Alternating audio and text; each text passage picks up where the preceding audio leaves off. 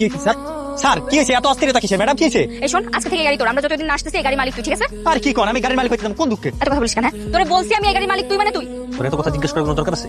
আর একটা কাজ কর, এই যে ক্যাশ আছে রাখ। আর এই যে এটা তো সব জমির দলিল, এই দুটো জিনিস বুঝে রাখবি। আমার জন্য এসে তোর কাছে ফেরত সময় ঠিকঠাক মতো বুঝে দিবি। যদি উল্টা পাল্টা হইছে তখন তোর কিন্তু খবর আছে। ঠিক আছে স্যার। আর শোন, একটাও যেন হিসাব গড়মিল না হয়, ঠিক আছে? ঠিক আছে। আর তোর ফোনটা সারে দে। আরে আজ আমার মোবাইল দিতে যাবো কোন দুঃখে? আবার বেশি কথা বল।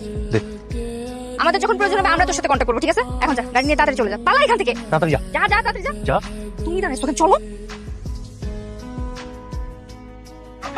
আরে কপাল রে, নরমাল হাঁটো। দুই জায়গায় বাগে পালাচ্ছেন কেন? পালাবো কেন স্যার, আমরা তো এখানে আসছি। এখানে আসছেন? আমরা খুব ভালো করেই জানি যে উনি কি কি ব্যবসা করেন, কত ধরনের ব্যবসা করেন। আপনি যে ট্রলারে করে সমুদ্র পথে স্বর্ণ পাচার করেন সেটা আমরা খুব ভালো করেই জানি। জসিম জানি না? জি স্যার।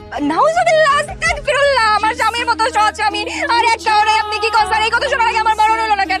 আমার স্বামী এত সৎ, মানে সৎ মানুষের তো ভাব নাই, কথা আছে না? এই সততার সাথে ব্যবসা করতে যেত আজকে সব হারাইছে, পথের ফকির হয়ে বঞ্চিত থাকার জন্য ঠিক করো না কেন? আরে তাদের বড় ভুল করে ফেলছি, তওবা তওবা।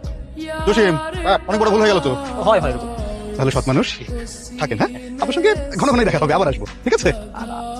এই তোমার ট্যাক্স দিতে কি হয়েছে? তোমার জন্য আমি অবস্থাতে থাকবো? আরে আমি কারে কিনে বুঝাবো? ট্যাক্স কয়টা গেছে জানো? 80 লাখ টাকা ট্যাক্স। আর এটা যদি আমি দিতে পারি আর আমি তো এমনি ফকির হয়ে গেলাম। তাই বলে তুমি আমার মতো একটা বড় এই বস্তির মধ্যে রাখবে, এটা হয়? আমি বস্তিতে থাকবো না জেলে থাকবো কোনটা?